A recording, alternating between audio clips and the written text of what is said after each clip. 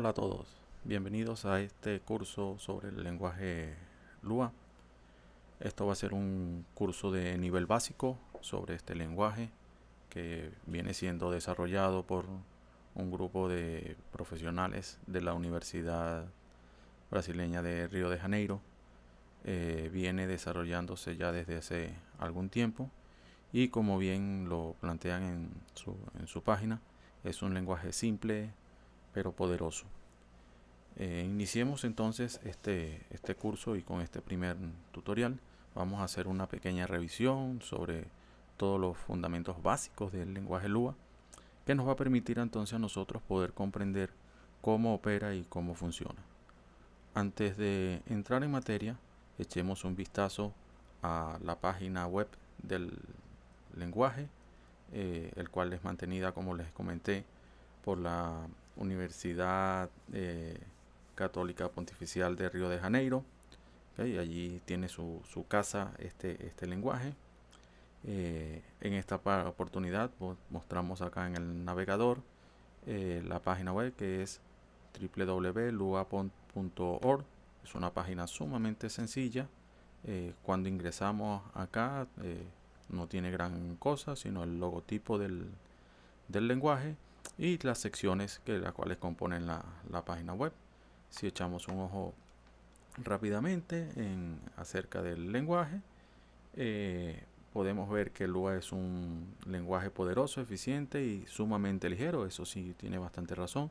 Su uso está bien determinado en ciertas aplicaciones.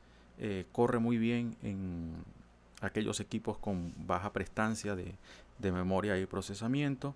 Esto lo hace muy eficiente y muy ligero. Otra característica tiene que puede ser embebido por otros lenguajes y ser utilizado como una librería o una biblioteca de funciones y métodos. Bien, entonces acá en esta página podemos conseguir toda la información respecto a Lua. Hay algo bien interesante del nombre. Ellos los investigadores y desarrolladores lo explican aquí, que Lua, pronunciado Lua, significa moon en portugués, es decir, luna en portugués es Lua, y utilizaron ese juego de palabras para nombrar el lenguaje. La portabilidad de Lua, como lo refieren aquí, también es bastante buena. Particularmente lo he probado en diversos sistemas operativos, incluyendo Android, y se comporta sumamente bien. Hay otras secciones acá interesantes. Tiene su documentación bien extensa. Ha venido evolucionando, ya van por la versión 5.4. Actualmente la versión más estable es la 5.3, pero ya hay un release sobre la versión 5.4. Bien, entonces entremos ya en materia con esto y veamos de qué se trata este lenguaje. Empecemos por las características de Lua.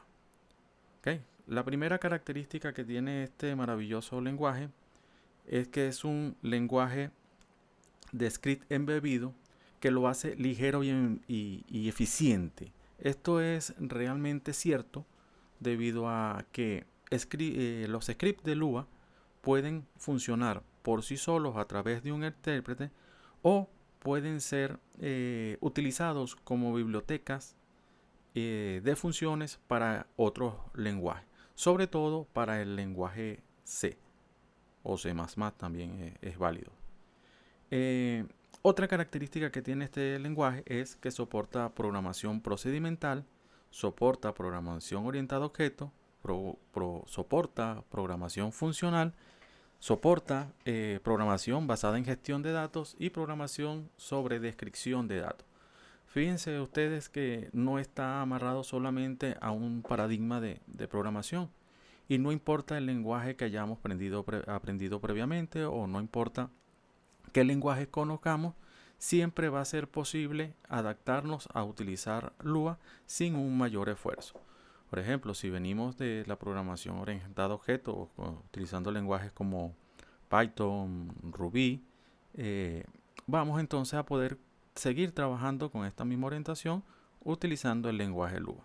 Si venimos de una vieja escuela utilizando programación procedimental o simplemente trabajamos con JavaScript en sus primeros momentos, tampoco vamos a tener mayor problema en este sentido. Entonces esta característica hace que Lua sea muy fácil de aprender. La otra característica que presenta es que se ejecuta interpretado por un bytecode en una máquina virtual que se basa en registro y tiene una administración de memoria automática. Esto quiere decir que Lua, a pesar de que consume muy pocos recursos, también tiene su propio garbage collector o recolector de basura, como se conoce, lo cual nos brinda a nosotros la posibilidad de poder trabajar despreocupadamente sin preocuparnos en la reutilización de la memoria. Como se lo dije anteriormente, Lua se implementa como una biblioteca escrita en C limpio, C puro, y el subconjunto común estándar de C y C++. Como lenguaje de extensión, Lua no tiene noción principal de un programa principal, es decir, Lua no requiere de un main, sino que funciona incrustado en un cliente host, llamado programa de incrustación o simplemente host. Esto hace que no nos amarremos simplemente a una función main para poder ejecutarlo, sino que simplemente Lua ejecuta lo que debe ejecutarse, bien sea por su propio intérprete o bien sea incrustado o embebido dentro de algún otro programa que lo requiera. La distribución de Lua incluye un programa que lo embebe, un programa host llamado Lua, que viene a ser una suerte de intérprete completo e independiente. Es decir, el lenguaje creció tanto o tuvo tanta aceptación que ya no solamente fue necesario utilizarlo como biblioteca para C o C++, sino que también se vieron obligados los desarrolladores a crear un pequeño intérprete para poder ejecutar script independiente que lo hace muy portable y muy propio para poder desarrollar aplicaciones sin necesidad de un lenguaje adicional, sino que simplemente sea todo basado en Lua. Otra característica que tiene es que Lua es un lenguaje de tipado dinámico. Esto significa que las variables no tienen tipos. Es decir, no hay que declarar las variables con un tipo. Simplemente cada variable, según la definamos o le demos una asignación, esa misma variable va a contener su propio tipo. Más adelante en el curso vamos a ver de qué se trata esto. Son 8 tipos de datos simplemente los que utiliza. Ya muchos los conocemos. El tipo string, el tipo null, el tipo número. ¿Okay? Y esto hace que sea muy fácil escribir códigos en el lenguaje Lua. También introduce un concepto muy interesante en estructuras de datos llamado tablas. Los que vienen de Python o los que están acostumbrados a trabajar con colecciones y diccionarios se van a sentir muy cómodos con este concepto porque semeja mucho un diccionario de Python o una estructura JSON, este manejo de las tablas. Más adelante vamos a dedicar todo una parte al manejo de tablets, que es uno de los recursos más poderosos y característicos de este lenguaje. Por otro lado, Lua admite corrutinas, otra característica interesante que tiene este lenguaje, que a diferencia de los sistemas de subprocesos múltiples, la rutina solo suspende la ejecución al llamar explícitamente una función de rendimiento. ¿Qué quiere decir esto? Que yo puedo generar hilos dentro de los subprocesos y que estos hilos se van a mantener activos y ejecutándose hasta que decida o hasta que haga la función que debe hacer, o en dado caso simplemente va a ser paralizado, va a ser pausado, suspendido por una función que deba hacer otra cosa y luego continuar en un resumen.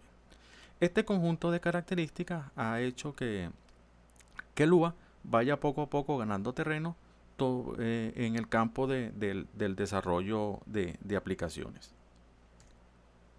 Bien, ahora vamos a ver algunas convenciones léxicas del lenguaje.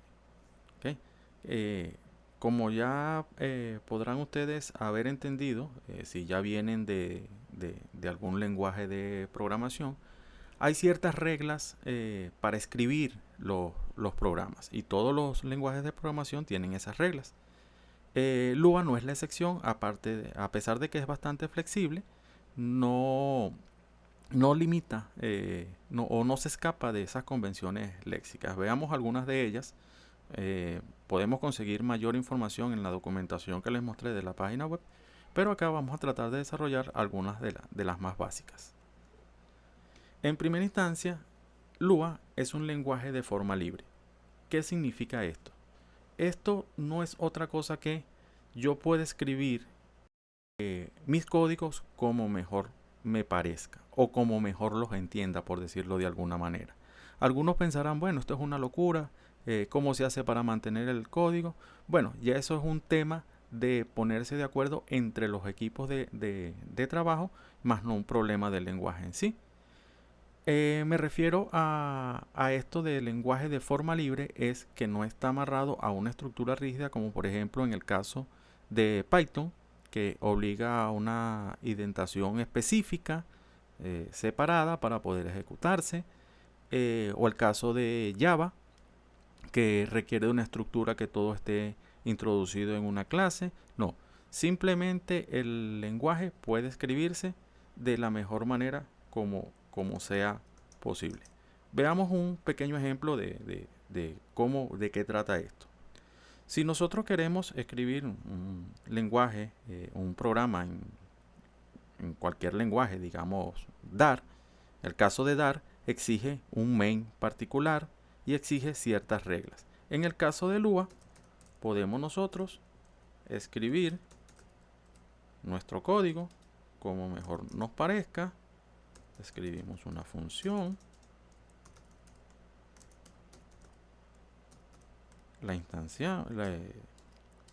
Esta función va a devolver o va a imprimir por pantalla estándar, por salida estándar, un mensaje. ¿Okay? Después de hola puedo asignar una variable. ¿Ok? Si yo ejecuto este código, no va a haber ningún problema en su ejecución. Veamos, a ver. ¿Ok? Aquí. Ok. Se me cruzaron acá los cables de los lenguajes. ¿Ok? Una sintaxis incorrecta. Ahora sí, fíjense que él ejecuta sin ningún problema. No tengo ninguna regla sintáctica, no tengo ninguna estructura definida dentro del lenguaje. Simplemente escribí lo que necesitaba escribir para que se ejecutara. ¿Okay? Entonces esta característica hace que el lenguaje sea de forma libre. Otra característica, otra convención léxica que tenemos es que los espacios y comentarios entre los elementos léxicos, para entender, un elemento léxico es un token, es algo que tiene sentido para el programa, son totalmente ignorados. Si recordamos el ejemplo que acabamos de hacer, aquí fíjense que el lenguaje me está ignorando este espacio en blanco y está interpretando que debe imprimir hola y después que debe hacer una asignación de variable continuada. Igual ignora estos espacios incluyendo los saltos de línea y después interpreta o entiende que debe construir una función.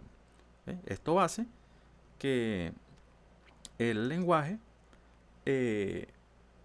sea más fácil en algún momento de aprender y de escribir. Otra característica que tiene es que los nombres, en este caso se denominan identificadores, pueden ser letras, palabras, números o guiones bajos. Ya esto, bueno, esto sí es parecido a algún otro lenguaje. Hay algunas reglas para los identificadores, es decir, para el nombre de las variables y de las funciones, como cuáles que no pueden empezar con un número. El único carácter especial que se requiere o que se acepta es el guión bajo, pero eso lo veremos más adelante cuando traquemos el punto de las variables. Otra convención que tiene es que es sensible a mayúsculas y minúsculas. Es decir, Si yo escribo y tengo una variable hola igual a 2 y escribo hola igual a 3, para el lenguaje las va a tratar como dos variables totalmente diferentes. ¿Por qué? Porque él es sensible a las mayúsculas y minúsculas. Y como todo lenguaje, tiene su juego de palabras reservadas. Este juego de palabras reservadas podemos conseguirlo en la documentación de la página lua.org que les mostré. Veamos un poco ahora cómo son las sentencias en Lua, es decir, cómo se escribe. Al igual que la parte anterior de las convenciones léxicas, una sentencia es la unidad mínima de código que debe tenerse dentro de un programa para que éste se ejecute correctamente. Es decir, a veces lo conocemos también como línea de código o las líneas de códigos. Las sentencias en Lua son similares a C o Pascal. Tienen su parecido el set de reglas para escribir sentencias. Cualquier información pueden hacer uso de la web para buscar cuáles son estas características, pero sí hay que tener en cuenta que las sentencias son muy parecidas. Las sentencias están divididas en bloques. ¿Qué quiere decir esto? Pues bien, un bloque es, por ejemplo, estas dos sentencias. Notarán ustedes que no hay un punto y coma al final, no requiere de un delimitador de sentencias. ¿Okay? Todo el conjunto de sentencias compone un bloque. Los bloques pueden estar delimitados también por algunos toques, como en el caso de las funciones. Una función que llamemos número tiene su propio bloque de sentencias. Es decir, en este pequeño programa o este pequeño ejemplo, estaríamos viendo que hay un bloque con dos sentencias para luego tener otro bloque dentro de la función donde podamos tener una serie de variables o algunas cosas que podamos hacer. Imprimimos A más B. ¿Okay? Y entonces tendríamos ya dos bloques de código acá. Esto es más que todo a nivel de entendimiento de cómo funciona el lenguaje. Y esto también es importante destacarlo porque los bloques pueden separarse y las sentencias pueden separarse por punto y coma. No es una regla obligatoria, pero como no tengo una estructura que me indique cómo debo yo escribir el código, sino que es de forma libre, los programadores entendieron que había que tener alguna forma de poder controlar de cierta manera lo que se escribía dentro de los programas. ¿Ok? Entonces, si bien es cierto que esta forma funciona, es decir, hay un espacio en blanco entre una variable y otra, también pudiera darse que el caso que yo necesite hacer cosas en una misma línea y las separaría por coma. Esto me estaría indicando al programa que esto es un bloque y que esto es otro bloque de código. Entonces, más o menos para entender un poco de cómo funcionan los bloques dentro de Lua. Otra característica que tenemos son los chunks. Los chunks no es otra cosa más que el conjunto de bloques llevados a bytecoded para ser interpretados. Okay, no nos vamos a detener mucho en explicar esta parte porque ya es propiamente del proceso de interpretación que ocurre dentro del lenguaje para la ejecución del código. Lo que sí es importante saber que un chunk es el bytecoded o los bloques transformados en código de máquina para su ejecución. Otras sentencias que nosotros tenemos, otras líneas de código, son las asignaciones. Ya hemos visto algunas acá. Por ejemplo, las asignaciones de variables también son consideradas una sentencia. Y por último, Dios mío, se me fue la presentación. Por último, las estructuras de control básicas también en cualquier lenguaje son consideradas como bloques dentro de Lua. Entonces, con estas características, nosotros podemos dar por iniciado este curso básico de lo que sería el lenguaje Lua. Ya en un próximo video comenzaremos ya a trabajar y a tocar todo lo que tiene que ver con la estructura de Lua. Por lo pronto, si tienen algún interés mayor o quieren ir ya practicando mientras está disponible el próximo video, pueden visitar la página de lua.org y revisar su documentación. Ahí tienen un manual de referencia. También hay algunos libros muy interesantes que pueden ustedes trabajar allí y pueden revisar. Bien, por lo pronto nos vemos en el próximo video. Si tienes alguna duda al respecto o tienes algún comentario, todos los comentarios son bien recibidos, sin importar su naturaleza, siempre y cuando estén dentro del marco del respeto y las buenas costumbres. Pueden escribirme a mi correo electrónico o dejar el comentario en la plataforma YouTube. Espero les haya gustado esta pequeña introducción y que sigan el curso hasta el final. Vamos entonces a culminar, no sin antes darle los créditos que son correspondientes. Yo soy muy respetuoso de esta parte también, de llevar los créditos. La presentación que acabo de mostrar viene de una página que se llama Slider Carnival. Las fotografías son de un splash. Y gracias a H Studio, un estudio de grabación que me permitió hacer el audio de este video. Bien, será hasta una próxima oportunidad y estamos en contacto por este canal de YouTube.